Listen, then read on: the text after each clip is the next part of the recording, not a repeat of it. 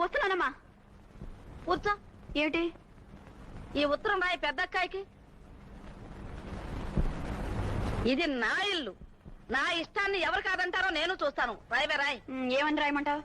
నేను చెప్తాను రాయవే. సరే చెప్పు. అమ్మ ఆశీర్వాదములు. నీ పిల్లల్ని వెంటనే ఇక్కడికి పంపించవలెను. వాళ్ళని ఇక్కడ స్కూల్లో చేర్పించి వాళ్ళకు కావలసిన సదుపాయాలన్నీ నేను చూడగలను. వాళ్ళ తాతగారు తహసీల్దార్. వాళ్ళకి తహసీల్దారు రాయవే. వాళ్ళకి ఏ లోటు రాకుండా చూసే బాధ్యత నాది.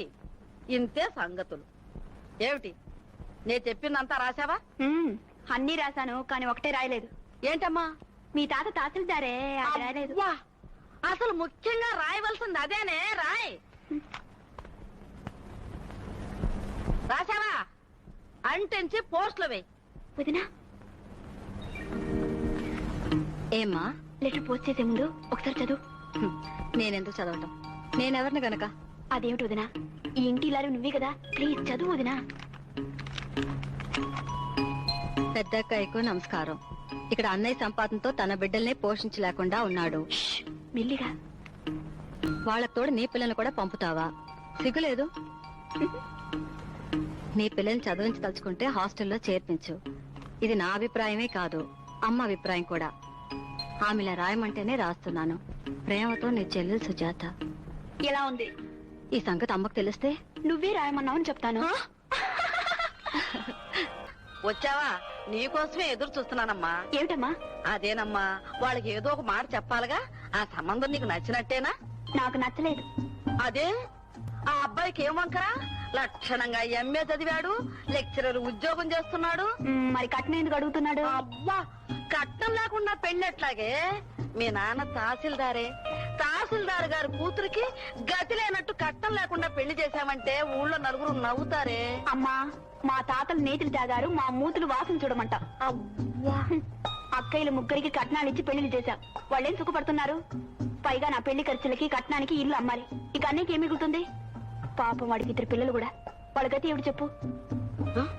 రఘు, రఘు, కట్నం అడిగే పెళ్లి కొడుకు నాకు అక్కర్లేదని చెప్పాను, అంతే. కట్నం ఇచ్చింది మేము కదమ్మా, మధ్యలో నీకెందుకు? అంటే నా మూలంగా నువ్వు అప్పులు పాలై రేపు అద్దె కొంపల్లో ఉంటే నన్ను చూస్తూ ఊరుకోమంటావా? దీన్ని అసలు కాలేజీకి పంపటం మన బుద్ధి తక్కువరా. 10వ క్లాసు పాస్ అవగానే పెళ్లి చేస్తే గొడవ తీరిపోయేది. సర్లే, మరి అన్నయ్య మాత్రం ఎందుకు కట్నం తీసుకోలేదు? వారి అత్తగారు గతిలేనాళ్ళు. పెళ్లి ఖర్చులు పెట్టడానికి గుడ్లు మీదకి వచ్చాయి. ఇంకా కట్నం ఏమిస్తారు? అంటే మనం మాత్రం లక్షాధికారమా? మీ నాన్నగారు తహసీల్దారే. ఏమిట్రా ఇది? పరులు కానీ కట్నం లేకుండా ఈ పెళ్లికి ఒప్పుకున్నారంటే ఇందులో ఏదో తిరకాసుందరా. చాలే, నువ్వు ఊరుకోమా. నీకు చిన్నతనం నీకు తెలీదు, నువ్వు ఊరుకో. ఎందుకైనా మంచిది ఆ అబ్బాయిని ఒకసారి డాక్టర్తో పరీక్ష చేయించు. ఊరుకోమా, ఊరికే నాక.